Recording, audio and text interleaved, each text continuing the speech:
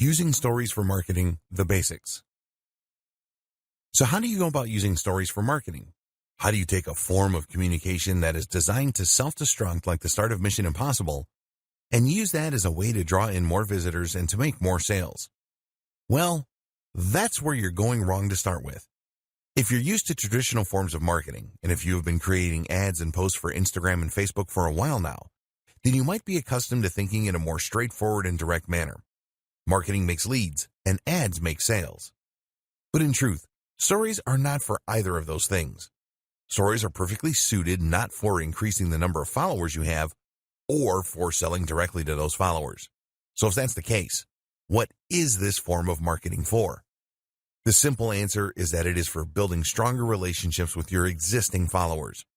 It's about deepening that connection, and that's huge when it comes to increasing profits in the long term.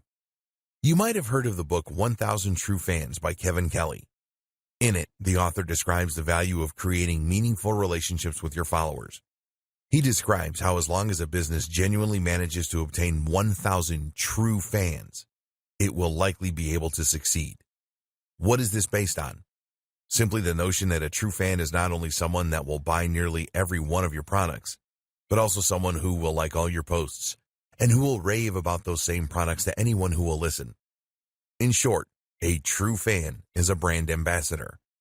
And it's through brand ambassadors that your business can begin to grow exponentially. How do you get to this point with your followers, though? And what does it have to do with stories? There are a lot of ways you build true fans. One is by having a very clear mission statement for your business. One is by knowing precisely who your business is for, meaning that you understand the psychology of your buyer persona. But the other is through meaningful interactions. And in the case of stories, that can also mean building a personal brand. Stories for trust, engagement, and personal brands. It is common knowledge that most buying behavior is based on emotion rather than logic. We buy things because we see them in the store, think they look desirable, feel tired, and are worried we'll miss out if we don't buy. That's why, often, when we go away and really think about a purchase prior to making it, we decide better of it. With emotion being such a key factor when it comes to spending, it should be no huge surprise to learn that we are more likely to buy when we feel that we really know, understand, and like the seller. Better yet, if we feel that the seller has views that agree with our own. This puts us at ease. We feel better about buying from someone we know because we feel it's less likely they're going to try and con us. Likewise, we often want to please the seller. Finally, if we feel that their beliefs are aligned with ours, then we might feel as though buying from them will in some way align us with them and help to strengthen our sense of identity. And that's where stories come in. Many businesses will create a lot of marketing and advertising that is highly polished and staged. Products look perfect with ideal lighting and professional-looking backdrops, while the personality selling the product is never shown. We feel very detached from these kind of brands, which is why the average person doesn't exactly shed a tear when they feel that a big corporation is going bankrupt. This is even more true when it comes to selling B2B a lot of the time. This method is getting increasingly old-fashioned, though, as the company in question fails to build any trust, to demonstrate anything that would make it unique or stand out, or to demonstrate any personality. If you run an online business, then your Instagram account might have the same problem. It might well be filled with lots of stunning-looking images of products, or perhaps lots of inspiring quotes, or photos of your lifestyle that are designed to look perfect. This is the image you want to portray. And you know that by including even one unpolished-looking photo, you will make the entire account look less messy. But this is where the nature of the story is ideal. This is a temporary image that will never be included on your profile. That means you can include anything you like here, and in 24 hours, it is going to be gone. This in turn means you're permitted to peel back the curtain just a little and to show your followers how the sausages are made, so to speak. Stories can be the kinds of insights that you would never include on the main account, but that help to give you a little personality and help to make you seem much more approachable. Let's say, for example, that you are a high-profile lawyer.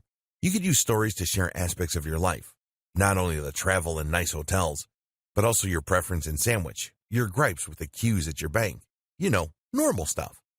Likewise, a local business might share a story about a fun customer who came into their store, or about the parade outside that is driving away customers. They might even include a photo of their dog, or a short post about how they love the latest Marvel movie. Things like that might not sound like strategies that would gel with traditional approaches to business, but that should be considered a good thing. This is not a traditional approach to business, but a much more modern strategy for improving relationships. These posts don't need to be on topic, but they do need to be on brand in as much as they should allow a side of you and your business that you want to be seen. In the next video, you'll see just how this kind of interaction can not only strengthen relationships, but also invite meaningful interactions that translate to sales. If you're worried about being too personal, then you can use this kind of behind the scenes to show you setting up the shop or your staff enjoying drinks out. What's even more effective, though, is if you choose to create a personal brand. Stories for personal brands. A personal brand essentially means a brand that puts the owner, that's probably you, front and center. Rather than promoting X company, you instead promote yourself as a sole trader. This doesn't necessarily reflect on the size of the company or even its structure. Most companies began as one or two people. It's rather a conscious decision early in the business's life to push the individual. And for all the reasons we've discussed, this is a very powerful thing. So instead of being RX Plumbing Limited, you might instead be John Dandy and Company Plumbing. The difference is that the John Dandy is a person that you feel you can know rather than a faceless company. Even if you never deal with John Dandy, the implication is that he's there, and that if you had a serious complaint, you could talk with John Dandy. And this opens up huge potential for marketing that otherwise would simply not exist. You can now, for example, do a live Q&A with your followers, and they can actually speak with the owner of the company.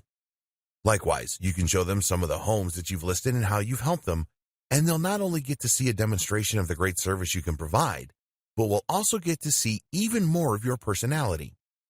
Have you ever found that one plumber or electrician who you know does a good job and who you know will turn up on time, and then you never feel the need to use anyone again? What if you could become that service provider, even without ever having met the customers yet? Stories for social media influencers.